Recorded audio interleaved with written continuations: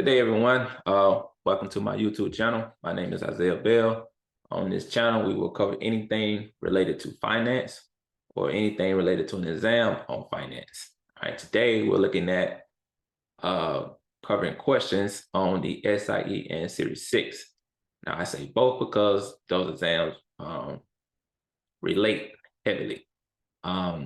If you understand pretty much the foundation, the principles behind things like accounts and products, it's really hard for them to trip you up. So as you're progressing from the SIE to the Series 6, it shouldn't really matter where you're getting the practice questions from. As long as you understand that foundation, things should go smoothly. And if you don't, that's where the trouble is going to be at. And a lot of time people say, why am I studying, looking at reading material for one exam when I'm on this exam?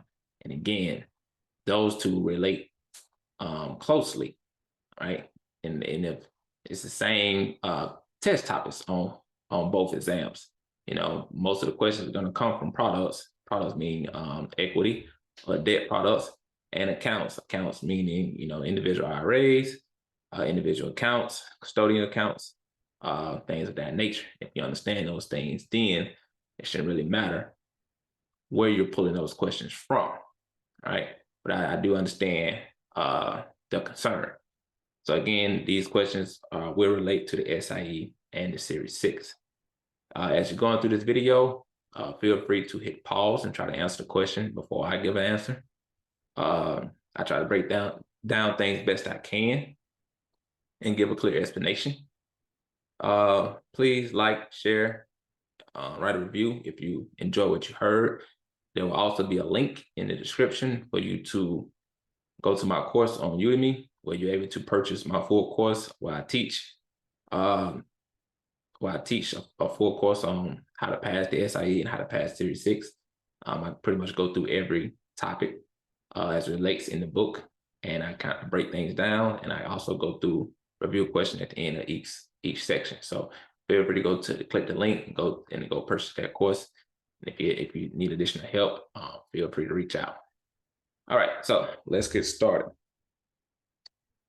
So first question: when a bond is purchased at premium, the current yield will be A, higher than the stated rate, B, higher than the fixed rate, C, the same as the nominal rate, D, lower than the coupon rate.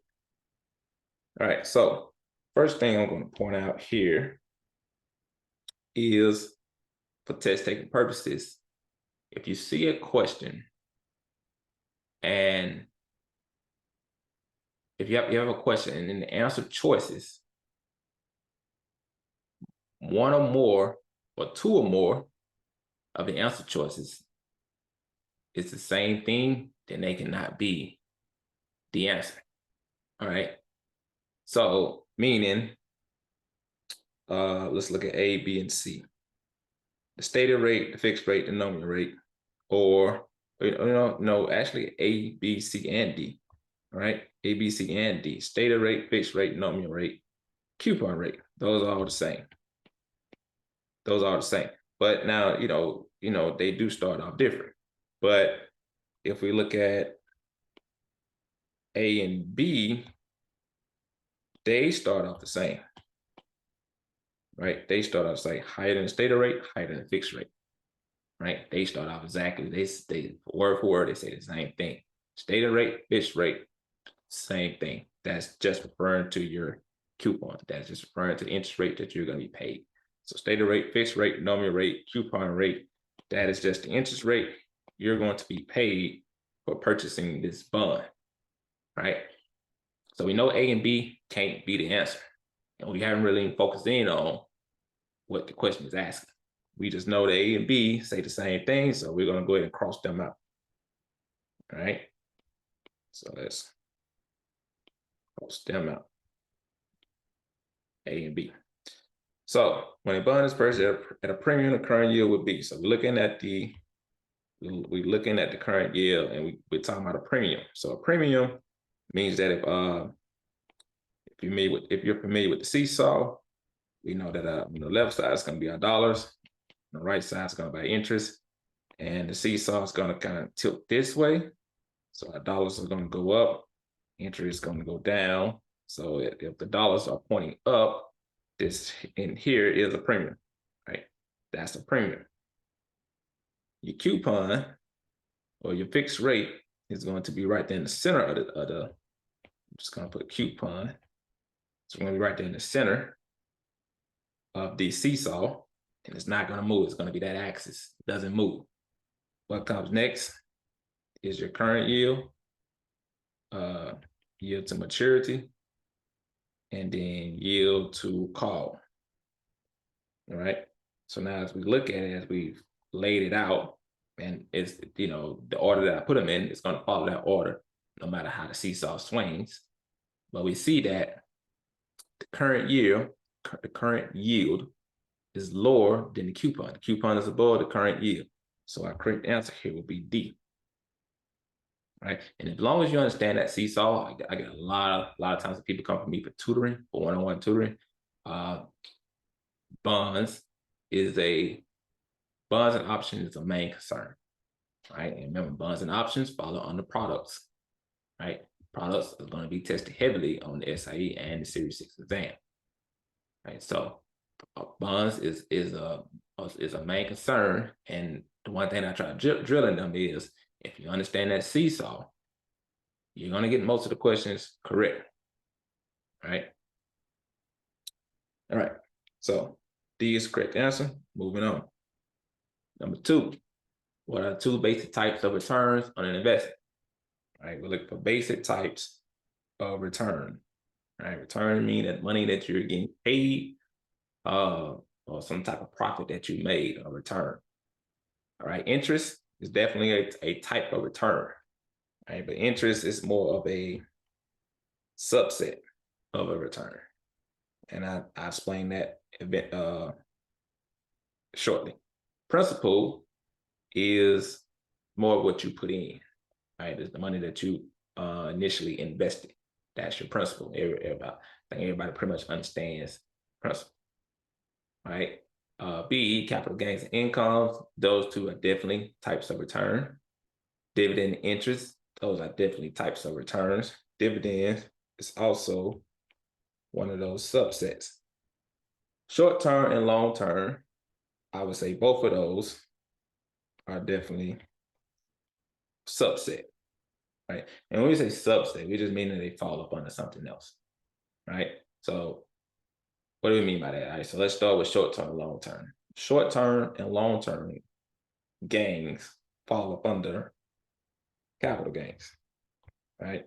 Short term, long term gains both fall up under capital gains. Dividends and interest both fall up under income. So I'm trying to circle this like this.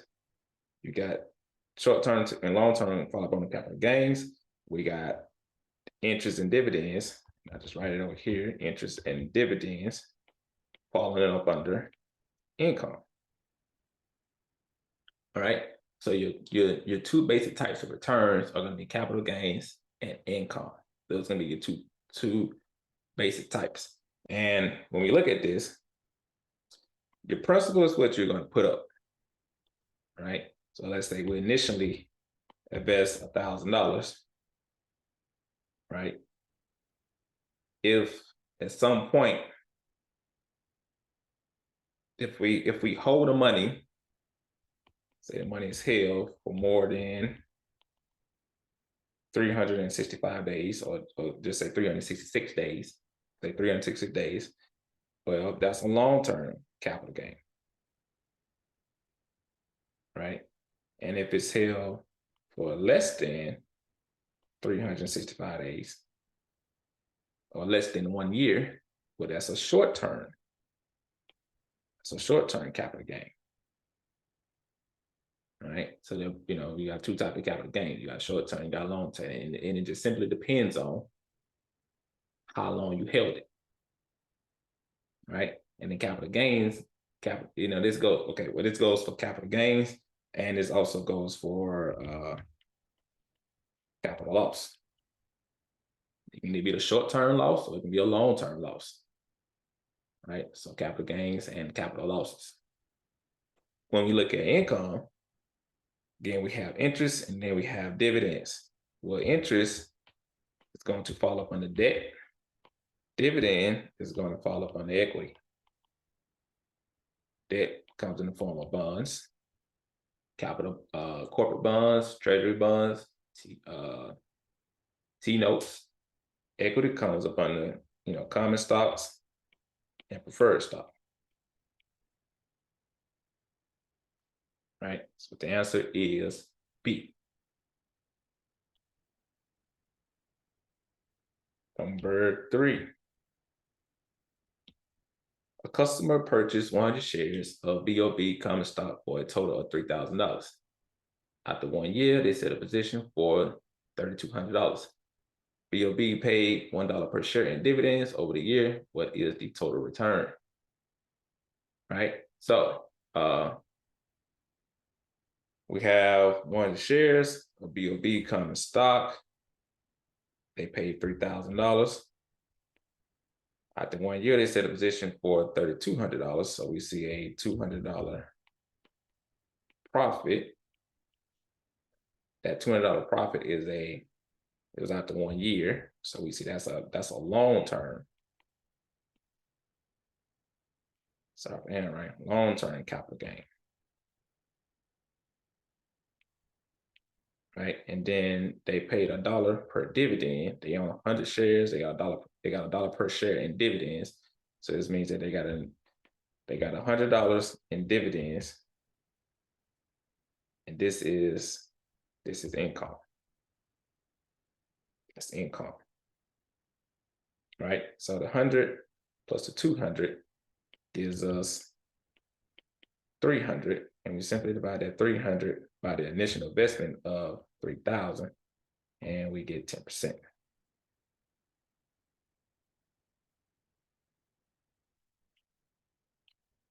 A customer purchased 500 shares of LMN Corporation common stocks for $72 per share.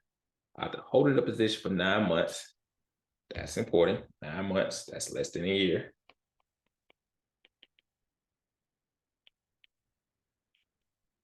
They set a position for $75 per share. What is the result of this transaction? All right, so they bought it at 72, they sold it at 75. So we definitely see a $3 capital gain. And that capital gain is short term.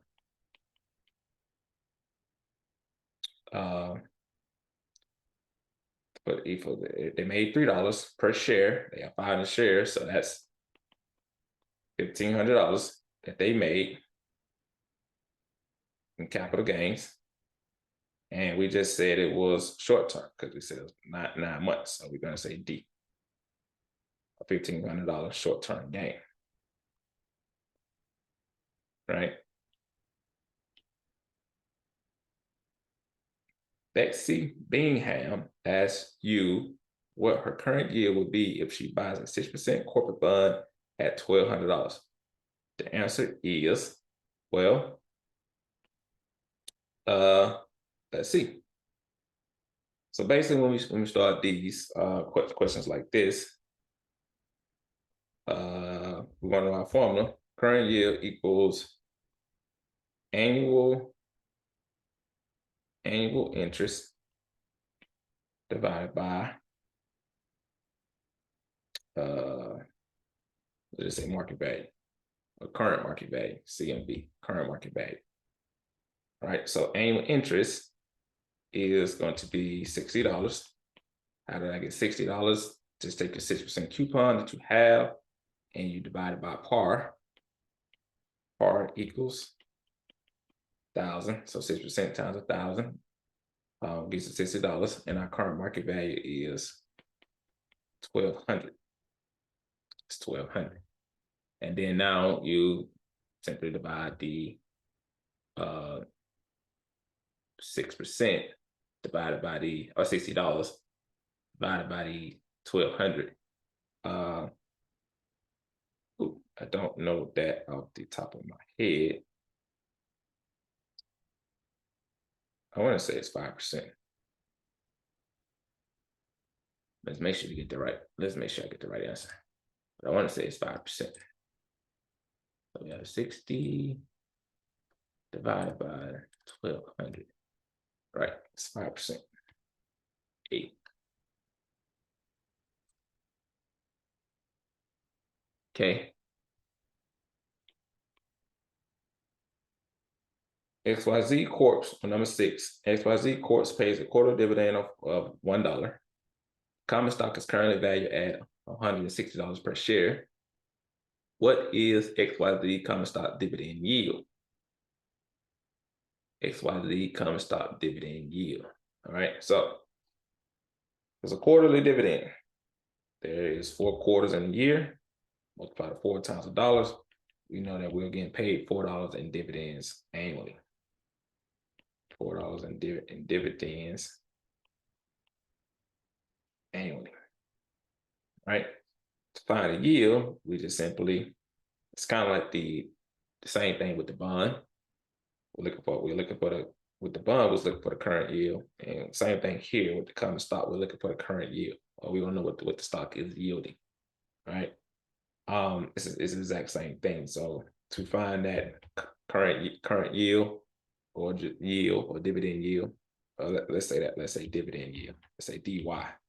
Still going to be the annual dividend. Formula is exactly the same. We're just rewording it. Divided by the current market value. It's the exact same thing. Right? Our dividend is $4. It's currently valued at $160 a share. So that's $4 divided by 160. In the calculator, you'll probably get 0.0025. It just comes out to be 2.5%.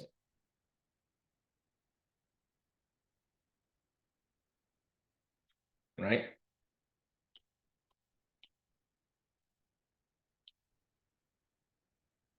Number 7. 2 years ago, Lisa Smith sold short 100 shares at $50 per share. And 2 years later, bought them back for $55 per share. Stock paid a 2.5 dividend each year. How much did Smith gain or lose per share for tax purposes? How much did Smith gain or lose per share for tax purposes? All right. So for number 2, it asks, what are 2 basic types of returns? 2 basic types. So we want to know the 2 basic types. We can include that as capital gains and income. Right. This question is asking us, how much did Smith gain or lose per share for tax purposes? So one, we're looking at, okay, for tax purposes, we're looking at, okay, filling out tax returns. Right. And it's talking about gains or losses, talking about capital gains. It's not talking about income. None whatsoever. It didn't ask you how much income did this person make or lose for tax purposes. It just want to know about capital gains. And the thing with the math, anytime you have math questions, you have to know what numbers to use, what numbers not to use. So this question only knows about capital gains. If it had said total return, then that would have included capital gains and income. But because it specifically asks how much did Smith gain or lose per share, it only wants to know about capital gains or capital losses. That's not asking us about income. And because it's not asking us about income, this portion here we do not need. So there's information there to throw you off. All right. So now the rest of the numbers that we see, the 100 shares at $50 per share, and when they bought it back 2 years later at $55 per share. Right. So now let's tackle it. 2 ways we can do this. How would I write this? So to calculate I would say to calculate a profit is usually going to be, I would say, sale proceeds. And you may see this word a different way in the book, in the book. I'm just thinking about it my own. Can't remember exactly how I initially saw it. It's going to be sale proceeds minus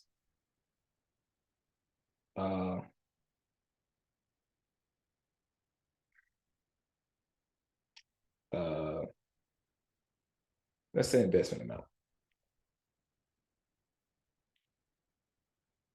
And again, I could have said this somewhere. Equals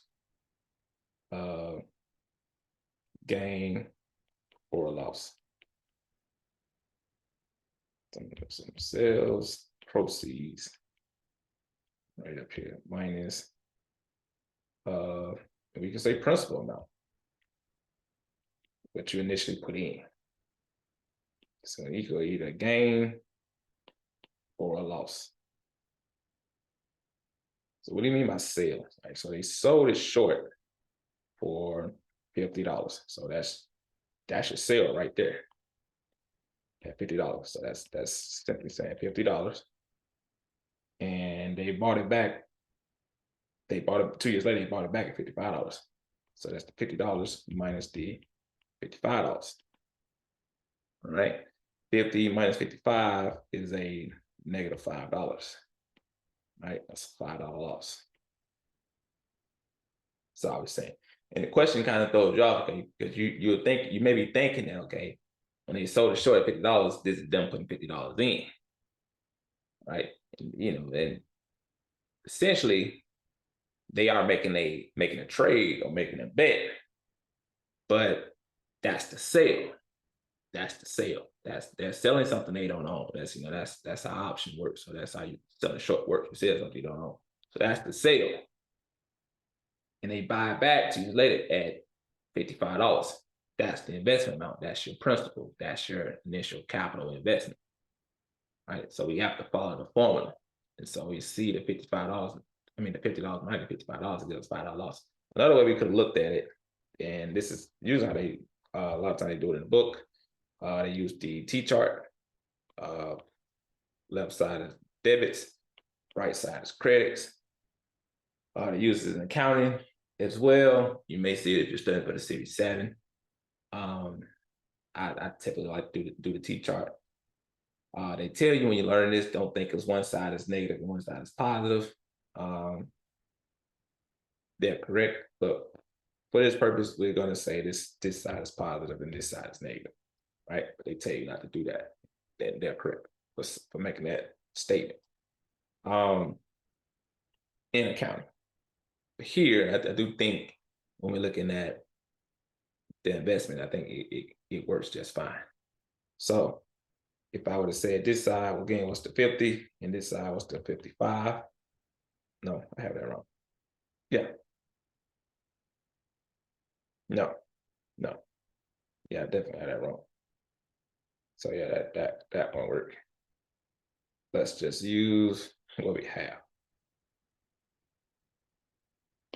Yeah, that didn't work. So we said it's a $5 loss, and D would be your correct answer. Okay. Last question, number 8. An investor has a long position. When we say long, meaning this person is long term. This person is bullish. Have a long position in OMQ stock. After selling the stock at a loss, the investor can purchase which of the following and not violate the watch sale rule. All right. After selling the stock at a loss, this is a capital loss, right? Doesn't necessarily matter if it's a long-term loss or a short-term loss. They sold at a loss. The investor could purchase which of the following not violate the wash sale rule. So here we need to know what the wash sale rule is. So the wash sale rule is basically for 30 days. I want to say this is it's for IRS tax purposes.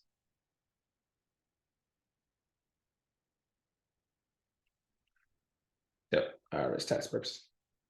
So for 30 days, the investor cannot take a position that established them to have ownership.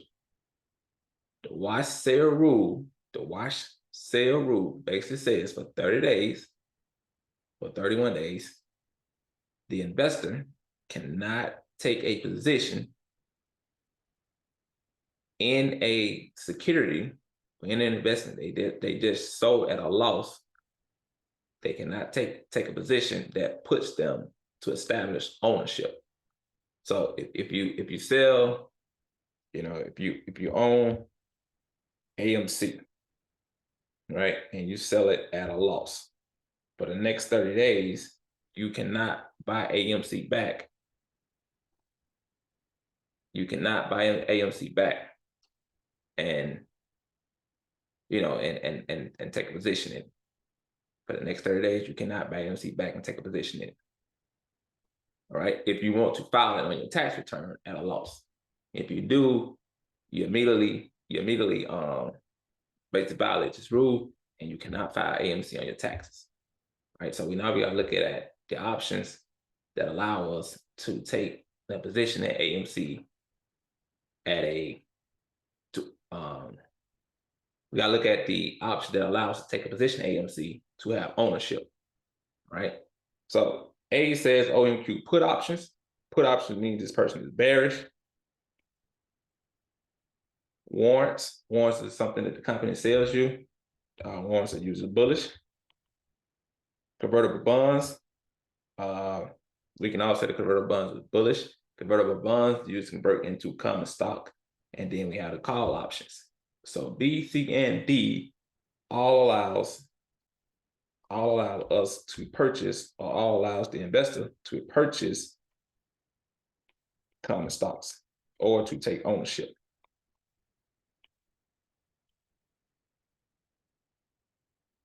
Right? The warrants, the convertible bonds, the call options, they all allow this investor to take ownership. The put options is another way to sell. They're bearish, so that this allows you to sell. So you already sold at a loss, and you're basically saying you're going to sell some more. So you're not establishing ownership if you're selling more. Right? So the B, C, and D all allows us to take ownership in the company. So our correct answer here would be A. Right? Hopefully that made sense. Right? Go read up and watch the rules. It's a very easy rule, and there are more rules similar in nation like that they have. They're all based on market manipulation. So there's a few more rules under market manipulation. Watch the rules, one of them. So go read up on that. But hopefully that was a good example. Again, if you like what you seen today, like what you heard, please like, share, write a review. Let me know how I did. In the description or below, you will see a link to my course on Udemy. For those looking to pass the SIE exam, those who've been having trouble passing the SIE exam, or those looking to pass the Series 6, you will see the link below for you to go purchase that course. It's about 55 videos. I go through pretty much every topic.